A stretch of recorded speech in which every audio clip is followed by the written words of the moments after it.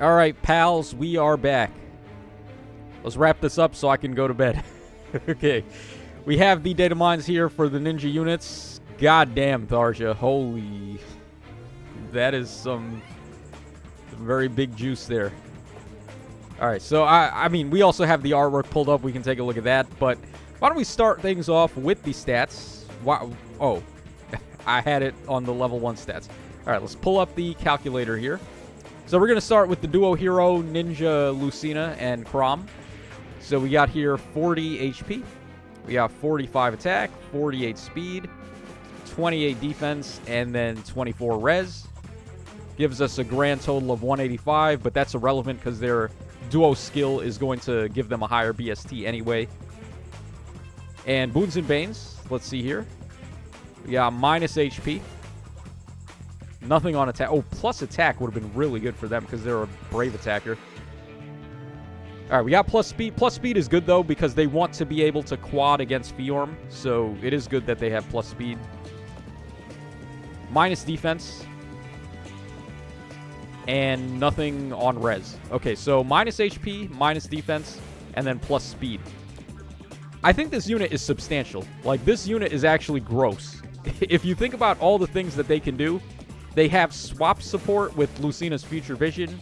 They're giving a bunch of support effects, not just to the ally they swap with, but everyone in 2 spaces as well, which is crazy. So party-wide pulsing is an effect they do.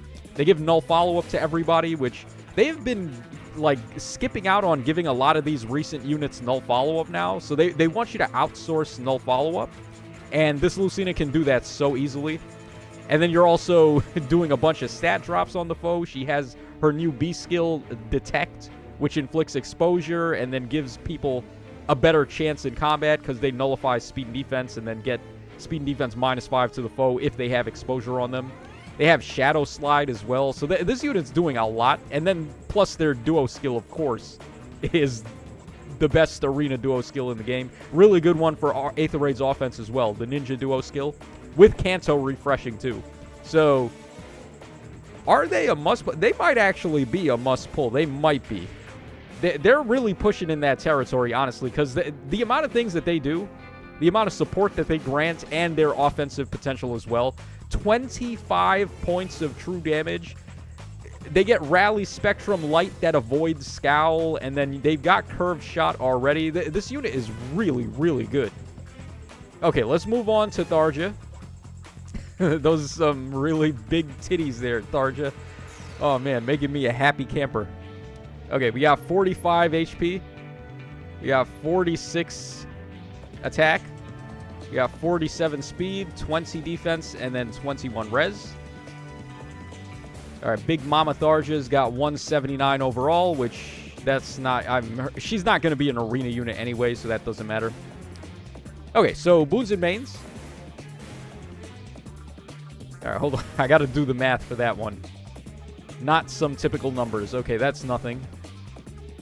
All right, plus attack. Plus attack is good. All these ninja heroes have brave attacking, so brave attacking with plus attack is good. Nothing on speed. Nothing on defense, and then nothing on res either, I think. Hold on, let me just double check that. I don't think that's anything, but yeah, that's nothing on res. So plus attack pretty much. Yeah, now Tharja is a really interesting defense mythic hero, or defense, just Aether Raid's defense hero that you can run. Because she grants Anathema to all your allies in 2 spaces, which is basically a hold skill to the foes in 3 spaces of the characters that have Anathema. They're doing stat drops by, what was it, speed, defense, and res -5, or attack, speed, and defense -5, something like that. So, when you consider the fact that defense teams are all grouped together, and the enemies have to attack into you if they're trying to player phase, they're going to have to go through like 7 instances of Anathema, which is a lot of debuffing if you weren't aware. That's going to be some crazy stat swings. Even in summoner duels, that's pretty crazy if you think about it. Because if you're balling your units up together, if you got a nice save unit protecting everybody, and Tharja is just giving the whole party Anathema, when the foes are trying to attack into you, it's really going to suck for them. Because they're taking, what, like 5 instances of 3 stats -5? That is pretty crazy stat swings. I think that alone gives this Tharja a lot of credence there. But the rest of it, though, her A skill is a brand new Swift Sparrow, as if we needed another one of those, and I don't think it's better than Flared Sparrow. Maybe it has better restrictions, though. We'll take a look in a moment. So I'm going to hold off judgment on Tharja. I think Lucina's definitely the star of the show here, and I think Tharja has some definite applications. All right, let's go ahead and move on to Diamant up next. Okay, so Diamant. We got 40 HP. We got 48 attack. We got 38 speed, 48 defense, and then 25 res. It's funny that he's slower than his base version. Even though this is the Ninja Diamant, he should be faster. I'm not saying by much. Like, I'm not expecting Diamant to come out here with like 48 base speed or nothing, but maybe 45, 44, something like that, because he has the frozen effect on his weapon. He wants to be able to have at least enough speed where he can make full advantage of that. But I guess it is what it is. Whatever. He's got enough defense that it doesn't matter. 199 BST overall also is pretty solid for melee infantry right now. Okay, and then Boons and Banes here. We got minus HP. We got plus attack. Nothing on speed. Oh, not plus defense? Ooh. Okay, yeah, just neutral on defense, and then minus res. Okay, sure. Diamant, I'm a little bit more apprehensive about Diamant. I don't know if he's as effective as the first two we just looked at, but he doesn't seem like a bad unit by any means, and he's also got a new Bulwark skill, Bulwark 5, essentially. What was it called again? Spiked Wall? Or something like that. Seems like a pretty good skill, honestly. It's like another way to get non-pierceable DR on a B skill. So before that we had Lagoo's Friend, and before that after that we had Reopening. Now we have Spiked Wall. I think it's good, but for other units besides Diamant, I think Lagoo's Friend is still probably better. And Reopening, of course, the good thing about that is you can give it to other movement types besides infantry. So Reopening at least has a niche there. But I think it's going to be a little hard to find a use for Spiked Wall outside of one Diamant. Okay, so let's go ahead and move on now to Saline. Now, Saline is like a bootleg Attuned Micaiah. She's not as good. Like, that's the immediate comparison you make, because she's able to penalty cleanse 2 penalties on your allies while doing the 10 HP heal and also cleansing stat debuffs, just like Micaiah does. Except Micaiah does like 50 other things on top of that, and Saline unfortunately does not do that. So I think Saline is a definite skip unless you really like her. So we got here 36 HP, 44 attack, 47 speed, 16 defense, and then 45 res. It gives us 188 overall. And then Boons and Banes here, we got minus HP. We got plus attack. Nothing on speed. Nothing on defense. And then nothing on res. Would have liked plus res for her. But, man, that's some pretty min-max stats here. Nice attack, nice speed, nice res, and then defense is nothing. Okay. Yeah, seems like a typical build for one of these glass cannon mages. Now, she's not useless. Like I said, she does the same thing as Attuned Micaiah, where she can penalty cleanse up to 2 penalties, which is good. But if you've already got Attuned Micaiah, you really don't need Saline at all, unfortunately.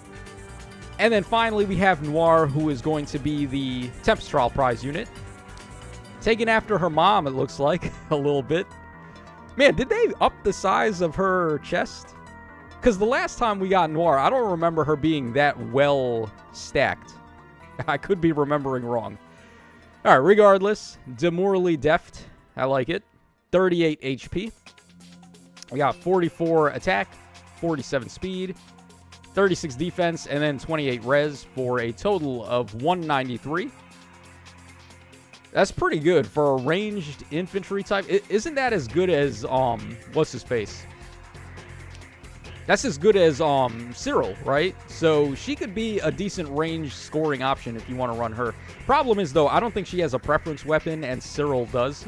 So, once again, like a whole year and plus over, Cyril is still the best range scoring unit for some reason, free to play. Okay, and then Boons and Banes for Noir, we got minus HP, which is irrelevant. She can't have Banes anyway. All right, nothing on attack. We got plus speed, though. Plus speed is good. All right, nothing on defense, and then plus res. Okay, so plus res and plus, what was it, plus speed? All right, her stat line isn't awful for an infantry dagger type. The problem, though, is that the immediate comparison is Pon, and Pon's got a Brave Dagger by default. His preference weapon is actually pretty good. So, I guess you could give her a rearmed Soats Dagger, and then maybe. Her scoring is solid, though. I'm not going to complain about her scoring. I think she's okay.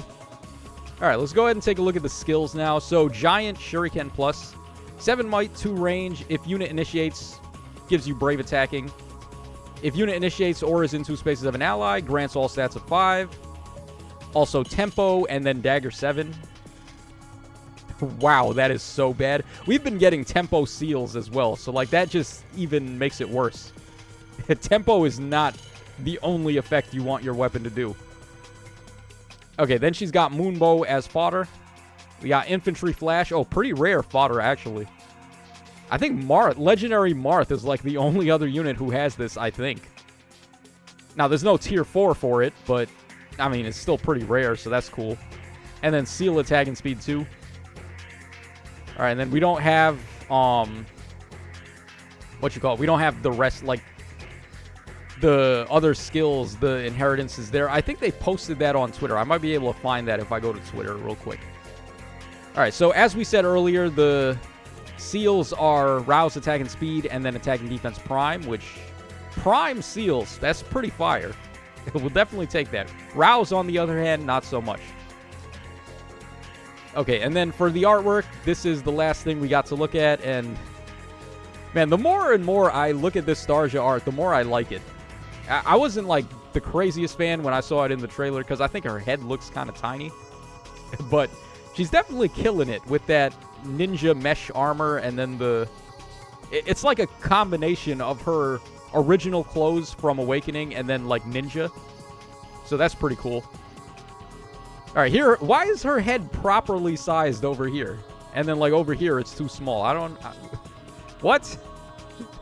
What is going on here? All right, then we got the ninja scroll, pretty nice. Flames coming out there. All right. And then the injured artwork, not as fan servicey as you would expect from Tharja, but I guess it is what it is. All right, and then Lucina and Crom, their artwork is pretty good. I love this one. Just the neutral pose there, I think, looks pretty good. All right, then we got the attacking pose.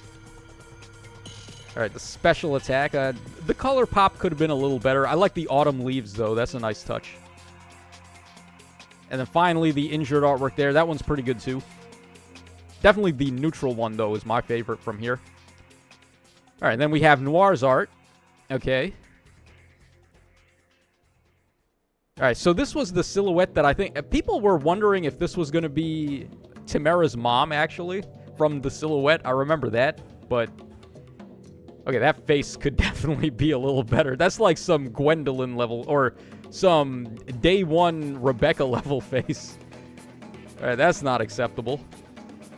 I do like the green, though. The green looks nice. And then over here, the injured art, definitely a lot better. Okay, sure. There we go from Noir, and then let's wrap us up with Saline and Diamant. All right, so Saline with her crazy big hair. Yo, how do you, like, shower with that? That is definitely going to get in the way. How do you sleep with this? Wouldn't you, like, sleep on your hair while you're sleeping? Doesn't that hurt? Like, if you're tossing and turning and you're on your own hair? I don't know. Ladies who have long hair, if you happen to be watching this, please fill in this idiot that is unsure about lengthy women hair. All right, here is the special attack art there. All right, and then finally the injured artwork. Okay. All right, next up we got Diamant over here. You know what his weapon reminds me of? You know that Yu-Gi-Oh card, Kunai with Chain? It's like one of the OG trap cards. That's what this looks like. This weapon that he's got here is literally a kunai with a chain, right? All right, pretty good, though. All right, there is the attacking art. Oh, that's probably the best special attack art on the whole banner. Autumn Leaves, nice pop with the green, looks really good. He looks a little too happy though for Diamant. Diamant is more of a like serious, like angsty character, I feel like. All right, and then we got the injured art there. I think they pretty much I think they nailed everything except his face, his expression over here and his expression over here. I think could be a little better. All right, but I think that's everything. Let me just make sure. Let's refresh. Just make sure I didn't miss anything because I don't think I did, but maybe we did. Okay, more. Oh, is this Pjazi's weapon? Is this the first time we're seeing this? I should probably check that out. Spoilers for the Tempest Trial. Oh, Resplendent Micaiah's art, which is really, really good, by the way. And it looks like, oh, Tempest Trial background here. This is where we're fighting. This is like somewhere in... Is this in Jotunheim, I think? This is somewhere in Jotunheim where we're fighting Pjazi. And then, of course, Marnie is in the grill shop now. I'm going to plus 10 her as soon as I wake up tomorrow.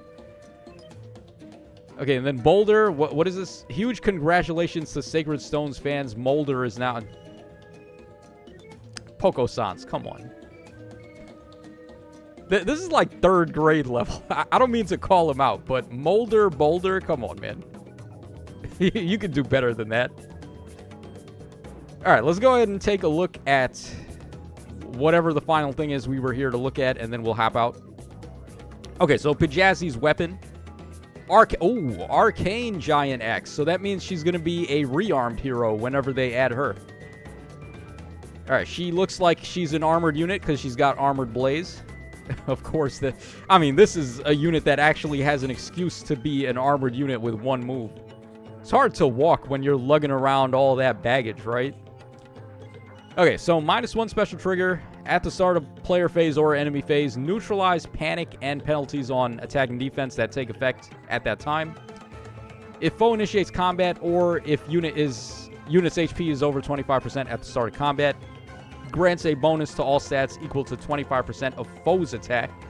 At the start of combat, -4, with a max of 14 and a min of 5. Deals damage equal to 15% of unit's attack, including on AoEs. Now, that's a weapon you want to combo with Momentum for.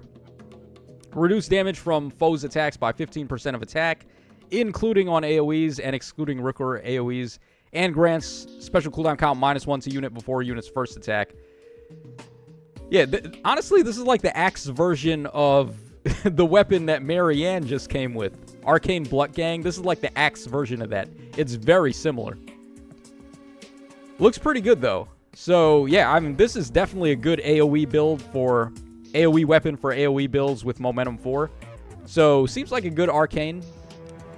She's going to be an armor, too. Oh, yeah, you can give her all the good. You give her Shield Fighter, you give her Twin Near Save and Twin Far Save, and finally, we've got another Arcane Hero that we can use for armor inheritance, which is nice. So, Pjazi seems like she's going to be pretty awesome whenever she comes out. So, yeah, that's going to wrap us up, guys. Hope y'all enjoyed it. And I will catch y'all again on the flip side.